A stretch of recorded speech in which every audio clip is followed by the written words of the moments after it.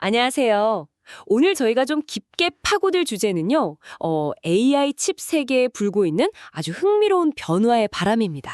네, 안녕하세요. 바로 그 개방형 칩 설계 방식이죠? RSCV.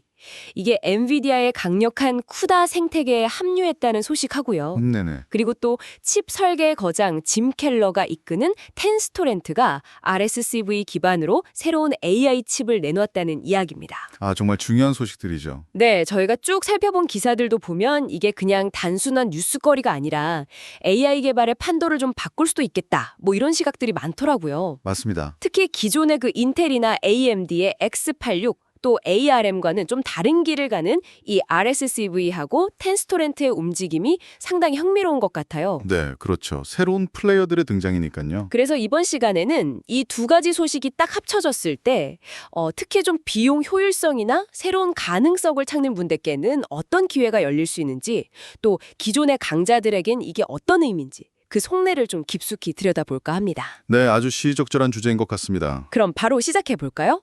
먼저 정말 이거 큰 소식이죠. AI 개발에서는 거의 뭐 표준처럼 여겨지는 엔비디아 쿠다 소프트웨어 스택이 있지 않습니까? 네, 그렇죠. 쿠다 없이는 사실상 엔비디아 GPU 쓰기가 어려우니까요. 바로 그 쿠다가 이제 RSCV 프로세서를 지원하게 됐다는 겁니다. 포팅을 통해서라는데 이게 구체적으로 어떤 의미를 가지는 걸까요? 네, 이게 상당히 중요한 변곡점이라고 봐야 합니다. 말씀하신 것처럼 쿠다는 엔비디아 GPU를 활용하기 위한 거의 뭐 필수 관문이었잖아요. 네, 그렇죠. 그런데 이제 RSV CPU 아키텍처에서도 쿠다를 직접 활용할 수 있는 길이 열렸다는 겁니다. 물론 이게 당장 엔비디아 GPU를 대체한다 이런 의미는 아니에요. 아, 그건 아니고요. 네. 하지만 RSV 기반의 CPU를 사용하는 전체 시스템을 쿠다 생태계 안으로 끌어들일 수 있게 된다는 점에서 그 파급력이 상당히 크다고 볼 수 있습니다. 그러니까 기존에는 인텔이나 AMD X86 칩 아니면 ARM 기반 칩들이 AI 데이터 센터의 거의 뭐 주류였는데 네, 맞습니다. 여기 RSV라는 새로운 대안이 그것도 쿠다의 지원까지 받으면서 등장했다. 이런 말씀이시군요. 바로 그겁니다. 여기서 이제 RSV가 왜 이렇게 주목받는지 그 핵심적인 이유를 좀 짚어봐야 하는데요. 네. 가장 큰 특징은 역시 개방형 표준 명령어 세트 아키텍처 ISA라는 점이에요. 개방형 표준유. 네, 이게 무슨 뜻이냐면 라이센스 비용 없이 누구나 자유롭게 이 아키텍처를 가져다 쓸 수 있고 또 필요에 맞게 고쳐서 쓸 수도 있다는 거죠. 아, 라이센스 비용이 없다는 게 정말 크네요. 그렇죠. 특히 그 자금이나 인력 면에서 대기업하고 경쟁하기가 좀 버거운 스타트업이나 아니면 소규모 연구기관 같은 곳에게는 이게 엄청난 기회가 될 수 있거든요. 확실히 그렇겠네요. 게다가 RSV는 구조가 비교적 좀 간결하고 모듈식으로 설계돼서 확장성이 뛰어나요. 아, 구조도 단순하고요. 네. 그래서 칩 설계하고 검증하는 과정도 좀 더 용이해지고 개발 속도도 높일 수 있다는 장점이 있습니다. 특히 어떤 특정 용도에 딱 최적화된 맞춤형 칩 개발에 상당히 유리하고요. 맞춤형 칩이요? 예를 들면 어떤 걸까요? 예를 들면 HAI 같은 거요.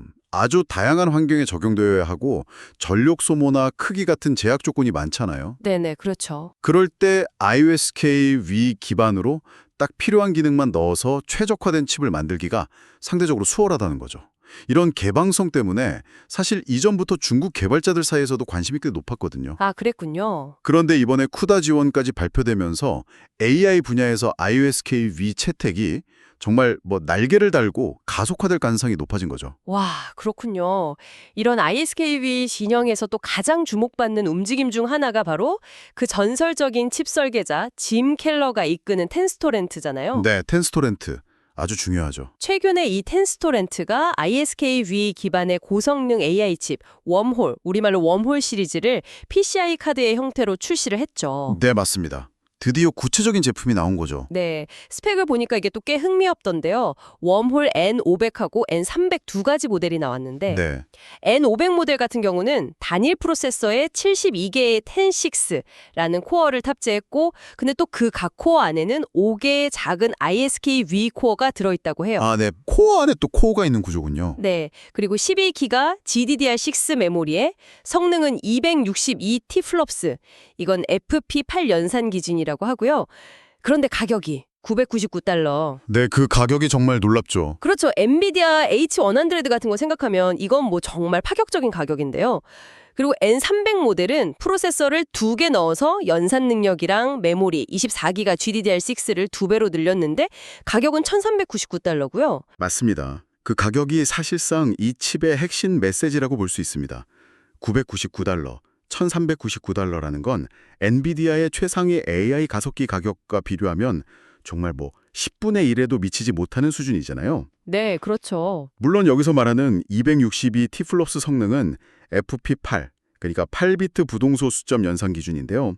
이게 최신 AI 모델들의 추론 연산에 아주 효율적인 방식입니다. 아, 추론에 특화된 성능이군요. 학습보다는요. 네, 아무래도 그쪽을 더 겨냥한 것으로 보입니다.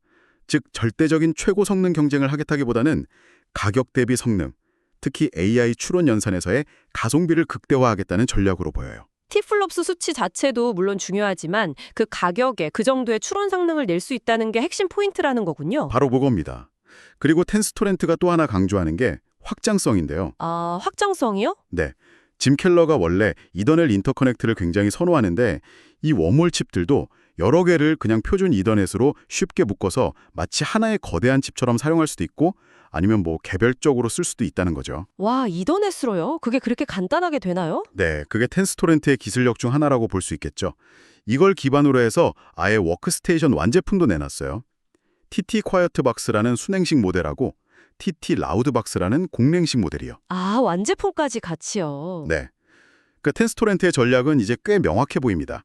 뭐랄까, 최첨단 성능 경쟁보다는 합리적인 가격하고 뛰어난 확장성, 이걸 무기로 삼아서 AI 스타트업이나 개인 연구자들, 혹은 좀 예산 제약이 있는 기관들, 네네. 그리고 짐 켈러가 평소에 엔비디아의 좀 폐쇄적인 생태계나 고가 정책을 비판해온 걸 생각해보면 텐스토렌트의 이런 행보는 시장에 좀 새로운 관점과 대안을 제시하려는 의도적인 움직임으로 충분히 해석될 수 있습니다. 아, 그렇군요. 그럼 이 두 가지 흐름, 그러니까 쿠다 생태계에 RISC V가 들어오게 된 것하고 또 텐스토렌트 같은 구체적인 하드웨어가 이렇게 가격 경쟁력을 갖추고 등장한 것, 이 두 가지를 합쳐서 보면 어떤 그림을 좀 그릴 수 있을까요? 이게 시장에 던지는 의미는 뭘까요? 이건 AI 하드웨어 시장의 어떤 민주화 가능성을 보여주는 굉장히 중요한 신호라고 생각합니다. 민주화요? 네. 그동안은 사실상 인텔 AMD의 X86, 아니면 ARM, 그리고 그 위에서 돌아가는 엔비디아 GPU와 쿠다 생태계가 거의 전부였잖아요. 네, 그렇죠. 선택지가 별로 없었죠. 그런데 RISC V라는 개방형 아키텍처가 쿠다라는 강력한 소프트웨어 지원군을 얻으면서 이제 AI 시장 진입에 굉장히 중요한 문턱을 넘었다고 볼 수 있고요. 동시에 텐스토렌트 같은 플레이어가 그 RISC V를 기반으로 이 정도면 충분히 쓸만한 성능인데 가격은 정말 파격적이네 하는 구체적인 대안을 딱 제시한 거죠. 네, 실체가 딱 나온 거네요. 그렇죠. 그러니까 오랫동안 이어져온 X86과 ARM의 양광 구도에 어쩌면 실질적인 균열을 낼 수도 있는 그런 잠재력을 보여준 거라고 평가할 수 있습니다.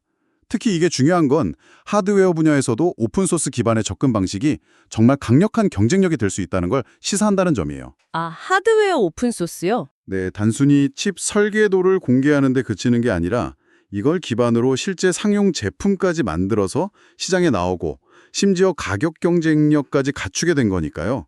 이건 상당히 의미 있는 진전입니다. 그럼 정리를 좀 해보자면 개방형 표준인 RSC-V가 AI 개발의 핵심 소프트웨어라고 할 수 있는 슈다의 지원을 받게 되면서 이제 가능성이 활짝 열렸다. 네, 그렇습니다. 그리고 동시에 텐스토렌트 같은 플레이어가 아주 매력적인 가격과 또 쓸만한 성능의 하드웨어를 실제로 내놓으면서 AI 기술에 접근하는 장벽 자체가 좀 낮아질 수 있는 그런 구체적인 길이 보이기 시작했다. 이렇게 요약할 수 있겠네요. 네, 정확합니다. 앞으로 이런 흐름이 계속된다면 더 저렴하고 또 더 다양한 형태의 맞춤형 AI 솔루션들이 등장할 가능성이 커지는 거죠. 네, 오늘은 이렇게 AI 칩 아키텍처 분야에서 불고 있는 새로운 바람, RSC-V의 부상과 엔비디아 쿠다 지원, 그리고 텐스토렌트의 아주 도전적인 행보에 대해서 깊이 알아봤습니다. 네. 기술의 개방성, 그리고 또 새로운 경쟁자의 등장이 앞으로 AI 개발 생태계를 얼마나 더 다양하고 또 활기차게 만들어갈지 이걸 지켜보는 것이 정말 흥미로울 것 같습니다. 네, 앞으로가 정말 기대됩니다. 오늘 이야기는 여기까지 나누겠습니다. 다음 시간에도 또 다른 흥미로운 주제로 찾아뵙도록 하겠습니다. 감사합니다. 네, 감사합니다.